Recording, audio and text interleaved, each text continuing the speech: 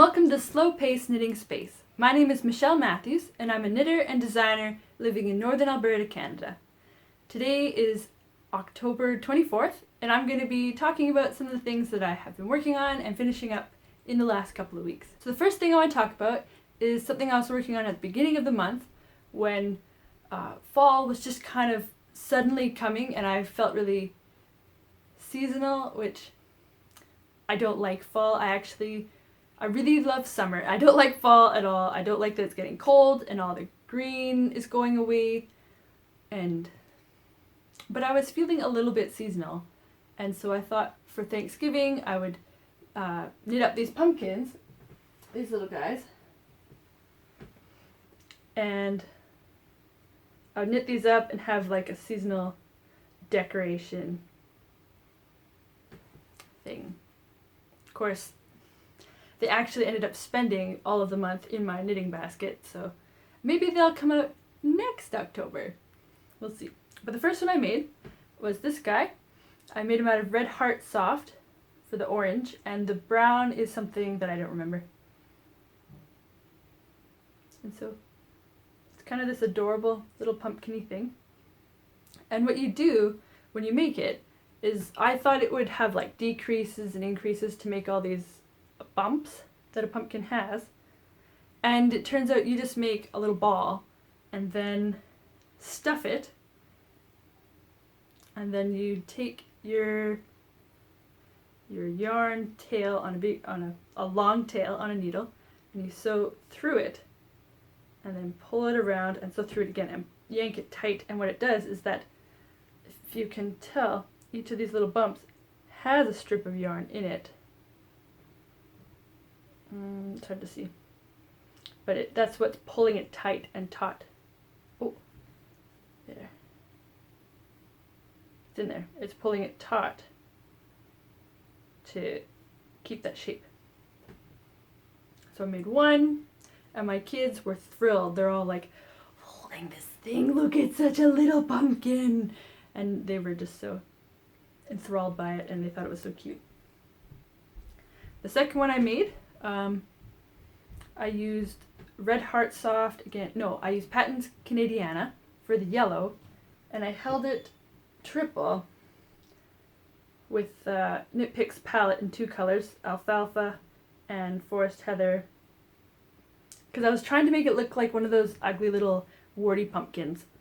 So it's just kind of fun and speckled all around. And you can kind of see on the bottom there the strings that hold the shape of it.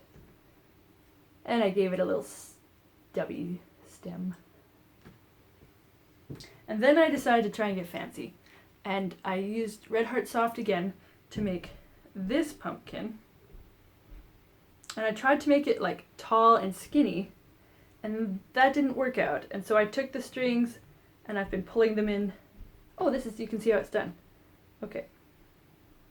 So get it, pull it tight, then you have that pumpkin shape. So I stopped having it be all tall. It didn't work. It just looked like a little apple. So it didn't look tall and narrow the way I hoped. And I took these and tried to tighten it up to make it more pumpkin shaped. And now I have these threads that just won't pull through. So I'm probably going to have to snip the bottoms and just see if I can pull it tight. And the way you sew in your ends on a stuffed thing is kind of to get it all secure and then stuff your needle in really far and squeeze it, snip it, and then let it fluff out again, and it will suck in that tail. So I'll probably have to do that again. And I made this one nice curvy stem for that too. After I made these pumpkins, I wanted to try a different pumpkin pattern. So I did one called Pumpkin Spice by Denton Foreman. And that one is still in progress. This one was a bit different. They created the pumpkin-y bumps by doing ribbing. And so it's still a ball, and the bumps are pre-made. And oh, this one is made out of Red Heart Soft for the orange, and I doubled it with another Knit Picks palette in Mai Tai Heather to try and give it some dimension to the orange. They're basically the same color, so it's hardly noticeable, but it's there. And then the other pumpkins, you made the stem separate and then sewed it on, and this one, the pumpkin stitches are turning into the stem stitches. So I haven't finished it. And then what it wants me to do after I do the stem is it's going to want me to do a similar thing. Instead of going around, it wants me to just sew my needle up and down the middle to squish it and give it a bit more of a pumpkin shape like that. So this is like 10 minutes away from being done, and it has been like that for at least a week and a half, if not more. Like that.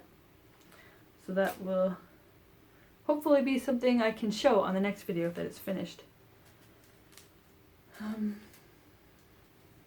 Oh, I just wanted to say something about when you stuff or fill your knitted or crocheted objects.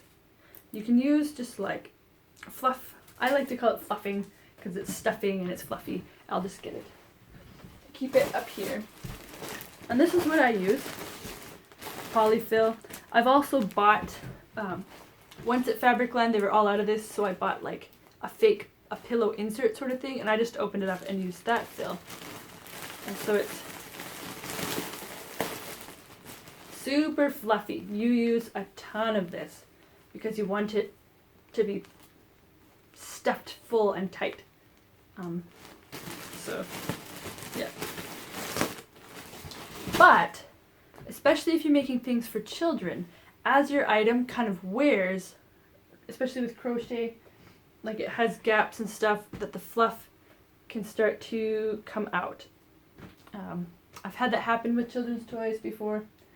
And so a trick I saw on the internet of what to do to not do that is to put your stuffing into a nylon. Like, this nylon is not particularly good because it's so thick. These were really good nylons, but not so good for fluff. But you tie an end, you put all your fluff, you put this in the thing you're stuffing and put the fluff in this and tie it or fold it closed, because it keeps your fluff from coming out. It just contains it, and so the toy can wear away and the fluff will stay inside of it. I picked these up from Dollar Tree because I thought I was going to make more pumpkins, and so I thought I was going to run out of nylons, and so I wanted something super cheap that would do the job. But I have not made any more pumpkins. Okay.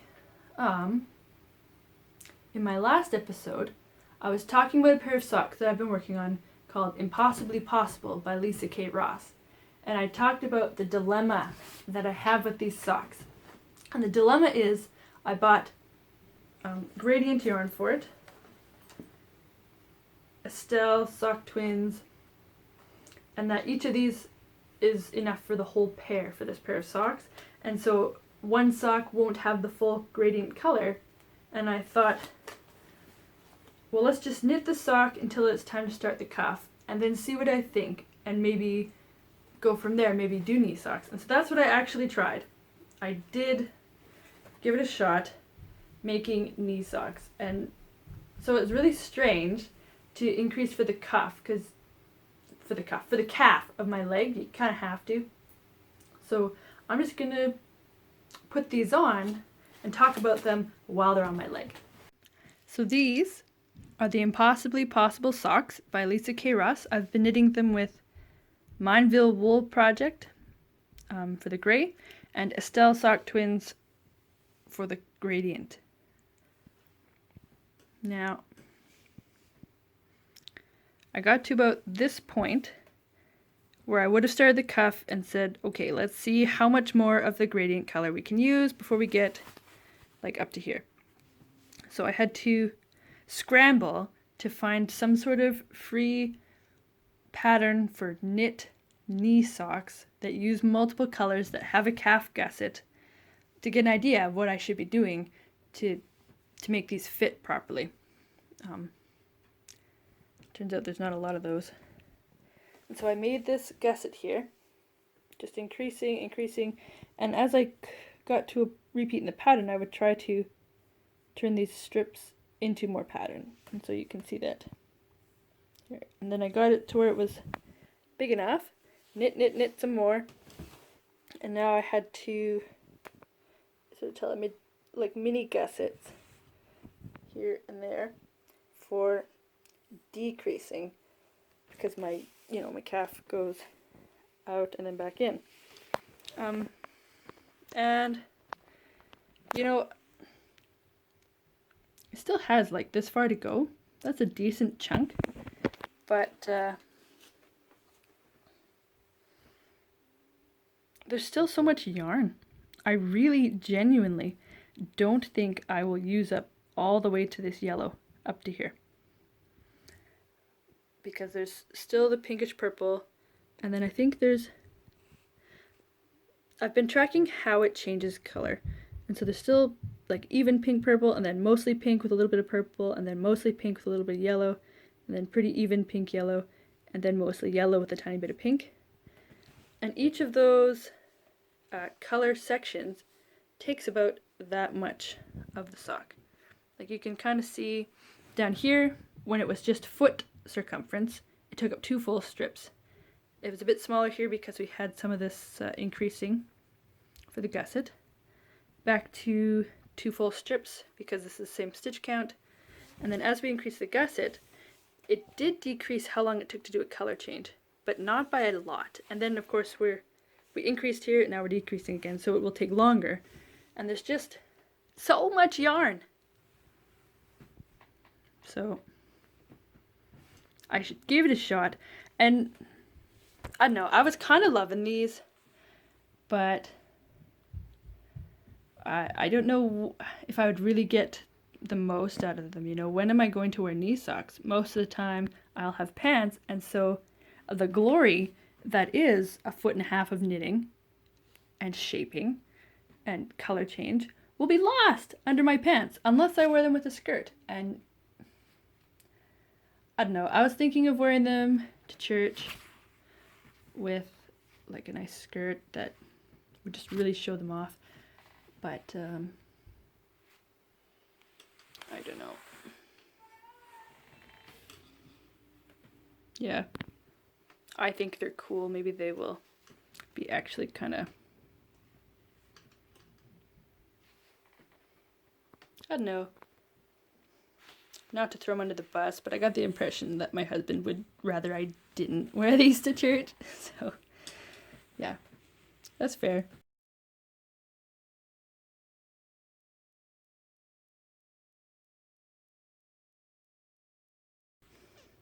So what I think I'm going to do now is just cry a little. I'm going to pull it right out to here, and then I'm going to cut the yarn. I'll pull it right out to here, cut all of the rest of this purple until it gets to this slightly lighter purple, and then I'll knit that one there, and then cut it, and take this color here, this one here. And so what I will do is I'll probably increase a little bit in the back here and make them so they will have a stripe in every single color change on here. So they'll probably be this long or so, but I will increase in the back so that I can have that fit and have the full color change, but it will just be one each time. And then I can take the rest of that yarn and make a matching sock for the other sock.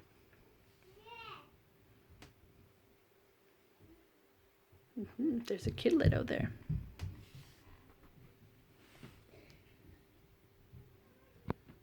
Needless to say, these will not be done in time to qualify for the Sock Knitters Anonymous September-October challenge. Oh well. They'll be some pretty cool socks anyway. The last thing that I want to show you is a new pair of socks that I cast on this month called Coffee Cantata by Kawa Coffee. And I'm knitting these out of Midknit Cravings. sweet sock, or I think that's what this is, but I don't know if that's the same base they have anymore. But sock yarn, their basic sock yarn in afternoon tea. And Coffee Cantata is a pair of socks that I have wanted to knit for such a long time. They're extremely intricately cabled, which is kind of a lot of fun, but it requires a lot of concentration. But, like, they're not TV knitting, but they are knitting that works well in the car, or at our homeschool co-op group,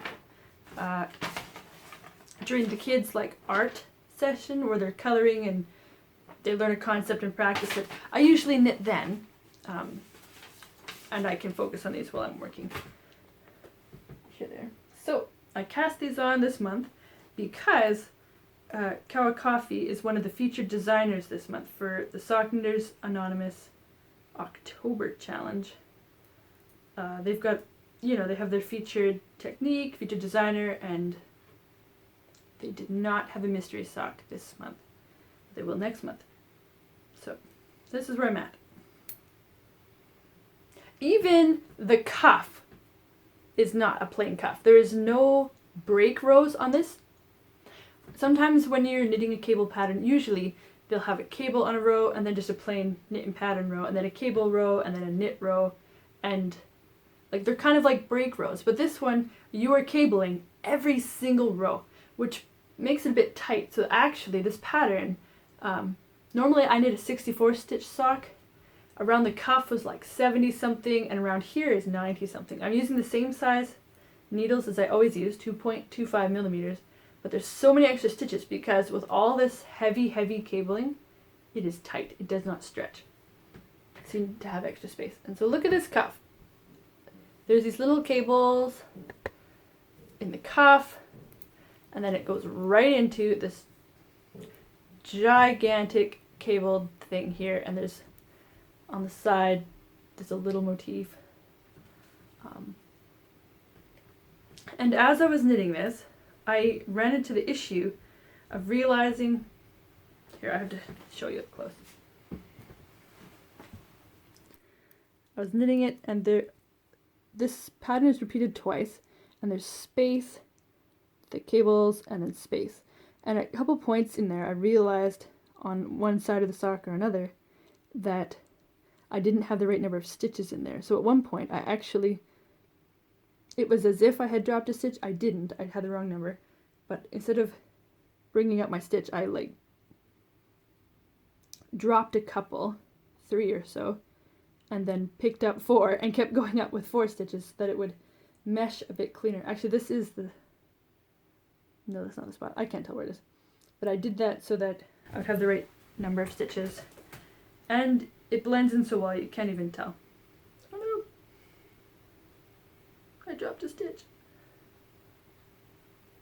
There. So this one, my plan was to do the Impossibly Possible socks for September, October, and then this pair of socks October, November. But I really don't think I could finish this pair of socks. Oh, I wanted to enter them in another group that was, that's what it was. It was Midnight Cravings had a knit along for using their yarn for the month of October. So that was why it was just so perfect. And then I realized there is absolutely no way I could knit these socks, both socks, in the 1 month because they're just such a busy pair of socks. And it turns out I had a lot going on this month. This video is a week late because my brother got married, and he and his wife went on their honeymoon, and I said, give me your baby. And because if there's one thing you don't want on your honeymoon, it's anybody else, especially your kids. So they went off to their honeymoon, and we had their baby, and 5 kids is really, really busy. I'm not sure if I want more of my own kids or not, but wow, I do not want a baby right now. And she also lived in my sewing room. So, yeah. Oh, you might have noticed that we're in a new spot this video, because my sewing room is finally no longer a nursery. So I've been videoing in front of the window in the living room all year, and yeah, so it was a good spot. The window has such good lighting, but the lighting in this room is not too bad. I guess I'll decide that while I edit to see if I like it or not. But the lighting in here is alright, and I have all my stuff in here, and it doesn't have to be while the kids are all sequestered in the basement. And yeah, so I might try different videos in different spots in the room to see where I like it, because I don't know, I like the decor of the room. So yeah, so that's it for this week. Thank you so much to everybody who's coming back to watch my videos. Thank you to the people commenting and giving me suggestions, and just in general, it's so nice of you to say hi, and thanks for coming back, and welcome to all the new viewers. In case you didn't know, my videos are available on 3 platforms, on YouTube, Rumble, and Odyssey. So yeah, feel free to check out me wherever you like to watch videos. Thank you so much for coming back, and bye for now.